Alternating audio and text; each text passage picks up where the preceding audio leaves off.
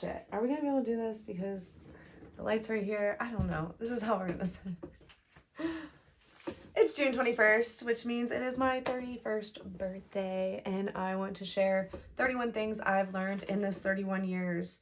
And I'm gonna elaborate on some, maybe not others. So let's get started. 1 and 2 go together, man. Judgment of others when you're not perfect is pointless. And worrying about approval from others is a waste of your time. So often we place our judgments on the way others' lives should be without looking at ourselves and being like, wait a minute, my life's not anything. Like, you can't sit here and make judgments on other people for the way they live their life. You're not the one living their life. And just like you can't worry about others' approvals for the way you live your life because you're living your life. And I think that's very important to understand. It's really important to recognize, and it's really important to execute on. So removing judgment, both of yourself, others, but like just letting go of judgment of how you think their life should be when your life's not perfect, and then stop worrying about approval from others. Actions or lack of speak louder than words. Believe them. Believe other people's actions. If someone shows you who they are, believe them. Don't like create this. We create this perfect picture perfect person in our mind, and then no. If someone shows you their actions, if someone shows you who they are through their actions, you need to believe that shit. Don't let it. Your biggest adversary is your comfort zone. It's not Jane up the road or that competitor down the road. It is your comfort zone. If you don't consistently get out of your comfort zone, you're not going to grow. The only place you grow is outside of there. So get uncomfortable. Get comfortable being uncomfortable. As that saying goes, your habits and activities matter. So what you do every day matters for where you're going to go. If you want to live a full life, if you want to achieve a full life, then you've got to upgrade your habits. I'm going to pause for a minute. I just want to, there we go. So I just keep hitting it, and I'm annoyed. I don't want to keep hitting it. I just feel off center. I don't like that either. So I just finished filming auditions. That's why this is set up. And I was like, oh, perfect time to do this YouTube video I want to post on my B-Day. I hope that still looks okay. Is that framing still okay? I probably just fucked it up. All right. So daily habits and activities matter. This moment right here, where you're currently at, whether it's good or bad, everything's smooth sailing, if everything isn't, it's not permanent. Nothing in life is permanent. Just because it's going good now doesn't mean it's not going to go down the tank in a couple of weeks. Just because it's going bad now doesn't mean it's always going to be bad if you're working to get out of that. So this is not a permanent moment. And you can work to create the life you want. If you want to create a better life, it's up to you to put the work in. Nobody's going to hand it to you and be like, here. My biggest issue when I first became a wheelchair user was I expected things to be handed to me because I was a wheelchair user. I didn't think about what I needed to do to deserve those things. I was just like, well, I'm a wheelchair user, so I deserve it. And just because you go through struggle does not mean you deserve anything. And just because you go through struggle doesn't mean anything should be handed to you. So work to create the life you want. Don't expect a handout. Don't place expectations on anyone or anything. That's so hard because we want people to show up the way we want them to show up. We want life to go the way we want it to go. We want certain situations to end up a certain way, right? And when they don't, we get upset and we get hurt. And so don't place expectations on anything because it's a good way to get your feelings hurt. It's a good way to be let down.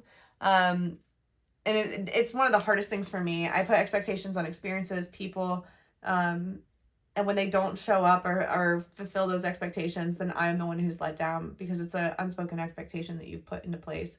Don't put expectations on anyone or anything. When one door closes, another one does open, even if you don't want to see it. Your mind could be your best friend or your worst enemy, depending on how you react with it, interact with it, treat it. What you fill your mind and body with matters. So your mental and physical nutrition matters so much. The food you consume, the content you consume, both of these things matter for the way that your body is going to function. If you want a positive mind, if you want your mind to be able to combat things, then you need to fill your mind with good content. If you want your body to function well, if you want your body to react well to life, and obviously things come up, but like if you want the best possible outcome, fuel your body properly. We know the difference between right and wrong, right? Like we know the difference between, oh, I'm scrolling social media or I'm going to read 10 pages of this book. The best habit I've implemented in my life, there's two. Tracking my nutrition, because you can't manage what you don't measure, which I will drop the link below. If you want to start tracking your nutrition, click the link below, download this app, and we'll be connected, and you and I can work on that together. And then reading 10 pages of a nonfiction personal development book every single day. This has been incredibly beneficial for my knowledge because I'm learning from other people's life experience and applying it to my own life. So that has been pretty dang amazing. You give words power. If someone says something that upsets you, like for example, people use wheelchair bound a lot and it makes me cringe because I'm like, I'm not bound to this chair. But if I got upset every time someone used wheelchair bound, then I would just be doing myself a disservice, because a lot of people don't realize that's like a cringe word, right?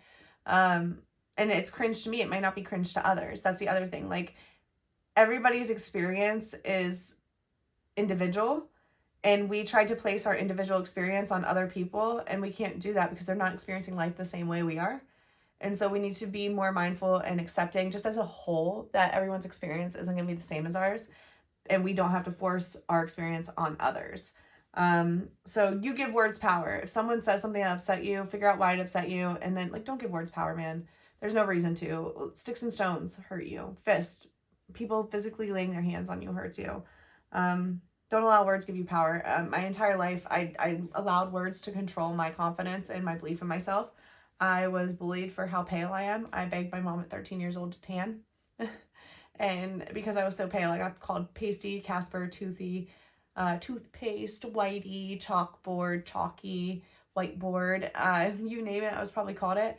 And so I just really want you to not give words power. I wish my mom, rather than letting me go tan, would have said, Jessie, you're the one that's giving those words power. You're the one that's allowing these people's words to have power over you and your confidence and your belief in yourself. And so it's human nature that we want to be liked, but we have to realize we're not going to be liked by everyone. And it doesn't matter. So number 13 is, if you can't control it, don't let it control you. That's also easier said than done. Number 14 is my life motto. There is opportunity in your obstacles, man. Every obstacle I've come across, I've found an opportunity in it. Every hardship. And most recently, this has been being seen with my recent break. Like, it's not even a breakup, because I'm not even going to call it a relationship. Whatever that was, the situationship I was in for 7 months.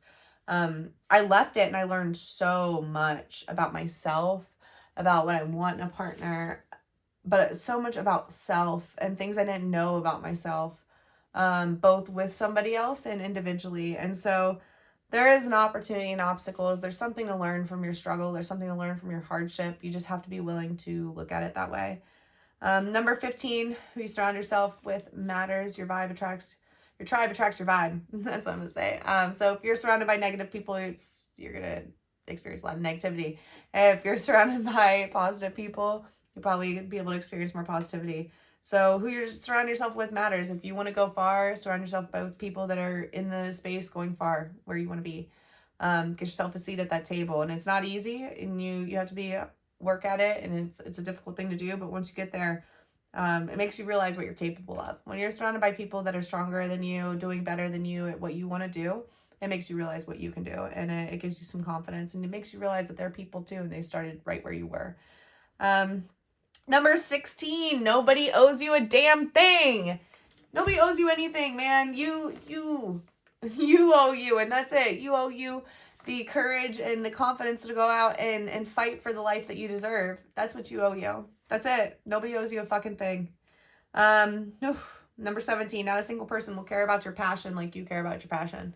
I see this with Wheel Me Fitness, Wheel Me Foundation. Jessie Strawham is a brand. Nobody cares the way I care. It's just the way it is.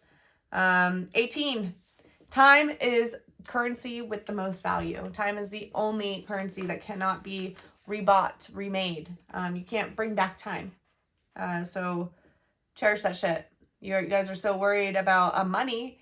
Think about your time. If you spend your time in different ways, you'll be able to accomplish more, make more money. Time is invaluable. When you win against your internal dialogue, you become unstoppable. Very accurate. Because again, your mind is either your best friend or your worst enemy. Not everyone's going to like you. Make sure you like you. That's number 20. Make sure you like you. And this is the hardest one. And I didn't realize how much I didn't like me until I spent some time in some silence during lockdowns. For the first time after lockdowns, I was forced to stop traveling. And it made me look at myself as a person. I'm like, bitch, you need to do better. You could be better. You could do more. Number 22. Or 21. The more hard things you do, the more you beat your internal dialogue. So the more hard things you do, the more you beat your internal dialogue. Because your internal dialogue will tell you it's okay, don't show up, don't show up. And the more you combat that internal dialogue and you do the thing that's telling you that you don't have to do, the more confident and strengths you become in being able to continuously beat that dialogue. Number 22, don't put things off till later, because later never comes. I do this still. I'm working on improving it with my desk. I'll come home, I just throw shit on it. I'm like, oh, I'll get it later. And then the next thing I know, a week later, my desk has a massive pile on it. Can't even use it because later never comes. So that's why I was looking at my desk, I think, when I wrote that one down, because never comes. 23, well, it's meant to be, will be. It shouldn't have to be forced. So if you feel like you're having to force something, maybe it's not meant to be in your life at that time, and you gotta fucking accept it. 24, silence is the most uncomfortable gift you can give yourself. I literally just said this a couple ones back. Sitting in silence allowed me to cry a lot. I sat with that internal dialogue a lot, and I just talked to myself in my own head, and that silence is where some of my best ideas came and where some of my biggest truths showed up.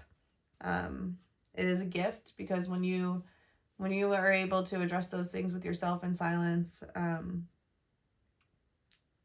or whenever you are able to create in that silence, it allows you to grow and do more and get to where you want to be. Number 25, the more consistent you are, the more likely you are to hit your goal. And this consistency is over a long period of time. I want to preface with that, because like, we could be consistent for a month, we can be consistent for a year, but like, if you're consistent for 10 years, 20 years, that's the difference. That's the difference between the 1% and us.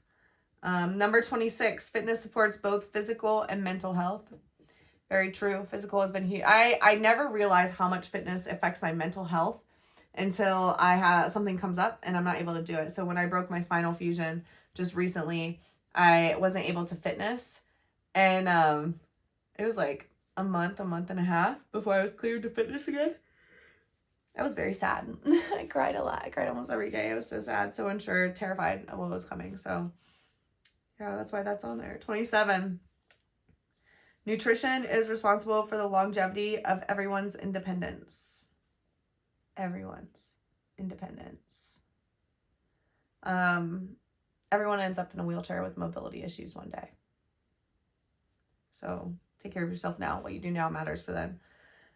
We all have a struggle that is relative to our own experience, and I think we try to place that struggle on everyone else, and no, other people aren't going to understand it, but they have their own struggle. It feels just as bad as yours, so you're not special. Number 29 is you don't have it as bad as you think. I think we make our problems a lot bigger than they actually are, and we give them more power than they actually should have. Number 30 is you're not special. You're not special. You don't deserve things that you don't work for. We think that we're special in our experience and that it's a linear experience, but there's plenty of other people out there that are getting it the same way. And 31, probably one of the most important ones. It was a theme for my year. Self-care, being selfish in self-care is selfless. If you don't take care of yourself and you're spreading yourself thin for everyone else, eventually your body's going to break down. Eventually you're going to break down, and it's not sustainable. So self-care selfish self-care is the most selfless act you can do for others, because if you take care of yourself, you're able to give more of yourself to more. So I hope these 31 things I've learned over my 31 years are beneficial for you. If you would, just drop your favorite one in the comments down below. And I appreciate you guys' support and always watching my videos. I'm going to go enjoy my birthday, and I hope you have a great day. See you soon.